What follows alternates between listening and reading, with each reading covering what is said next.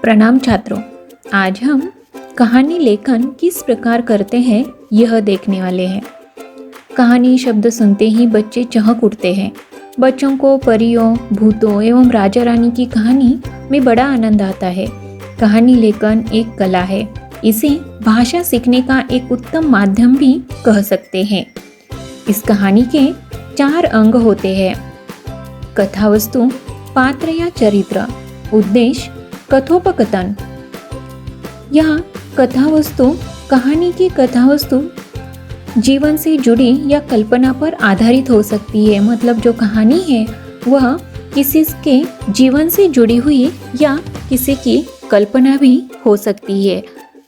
पात्र या चरित्र, ये कहानी के पात्र जो होते हैं देवी देवता, भूत प्रेत, परियों, राजा रानी या कोई साधारण आदमी भी हो सकता है।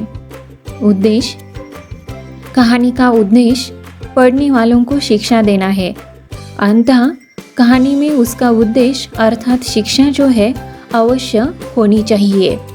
कथोपकथन, कथोपकथन का अर्थ है पात्रों की बातचीत। कहानी का कथोपकथन प्रभावी होना चाहिए, यानी कि जो पात्रों में संवाद होते हैं उनमें जो बातें होती है वह प्रभावशाली होनी चाहिए। उसके बाद कहानी लेखन जो है वह कई प्रकारों से किया जाता है, यानी कि कहानी लेखन के अलग अलग प्रकार है। पहला, रूपरेखा के आधार पर कहानी लेखन। रूपरेखा दी जाती है और उसके आधार पर हमें एक कहानी बनानी होती है। दूसरा, संकेतों के आधार पर कहानी लेखन। तीसरा, शीर्षक के आधार पर कहानी लेखन। 4, अपूर्ण कहानी पूरी करना। 5, चित्रों के आधार पर कहानी लेखन।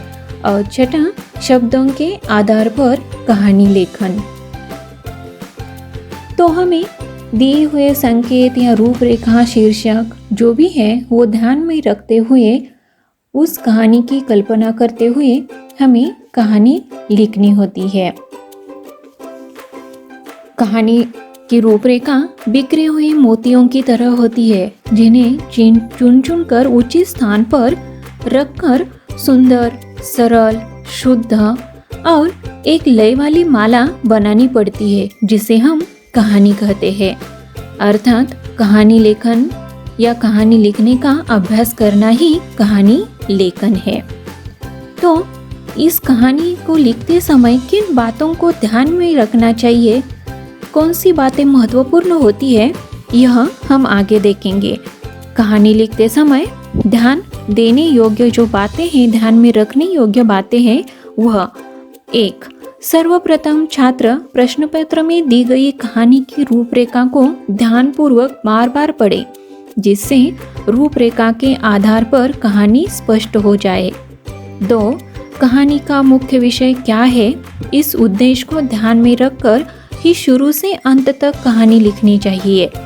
3, कहानी का प्रारंभ व विकास एक क्रमबद्ध तरीके से हो, अर्थात प्रत्येक घटना एक दूसरे से जुड़ी हो, जिससे कहानी अर्थपूर्ण लगे। 4, कई बार छात्र कहानी को अनावश्यक रूप से विस्तृत लिखकर नीरस और अर्थहीन बना देते हैं। इसलिए छात्रों को ध्यान में रखना चाहिए कि कहानी सुंदर भाषा में, सरल और सीमित शब्दों में होनी चाहिए। 5, कहानी का शीर्षक कथा वस्तु से संबंधित कहानी के मूल भाव को स्पष्ट करता हुआ छोटा, रोचक, भावपूर्ण एवं प्रभावशाली होना चाहिए, जिससे पढ़ने वाले के मन में पढ़ने की उत्सुकता जाग उठे।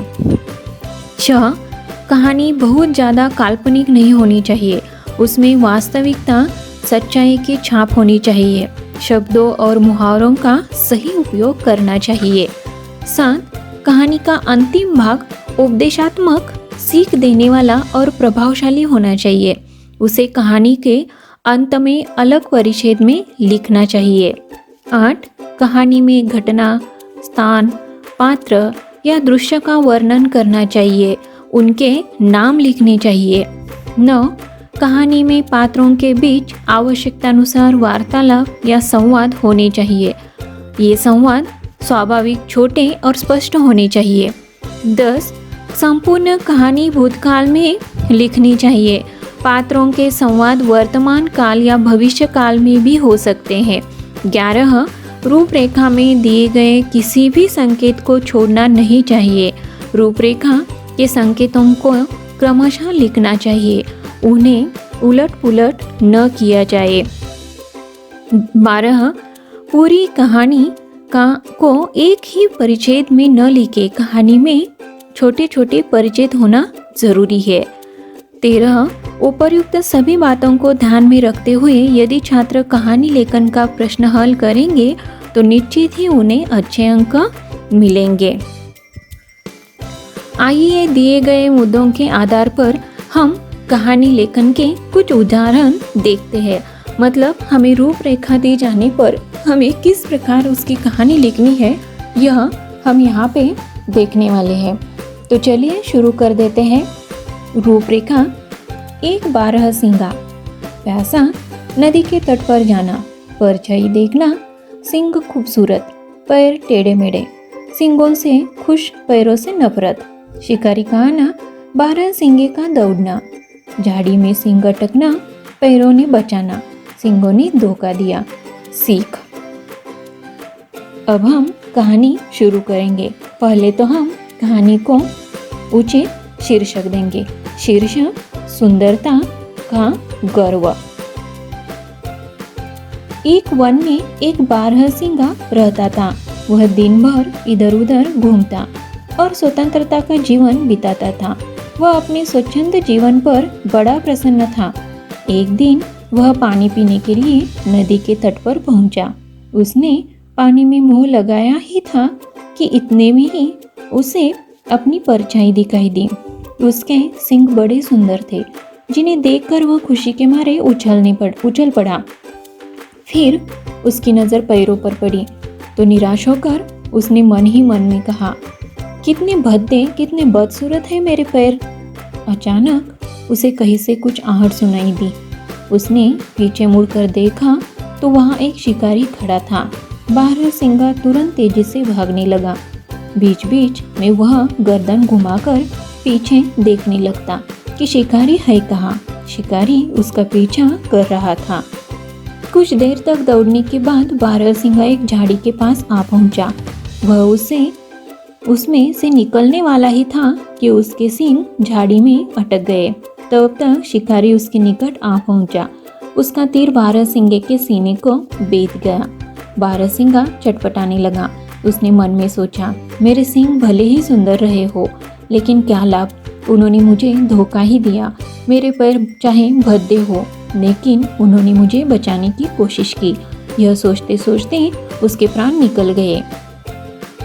इस कहानी से हमें मिलने वाली सीख है, हमें किसी भी बात पर गर्व नहीं करना चाहिए, क्योंकि यही गर्व एक न एक दिन सर्वनाश का कारण बनता है।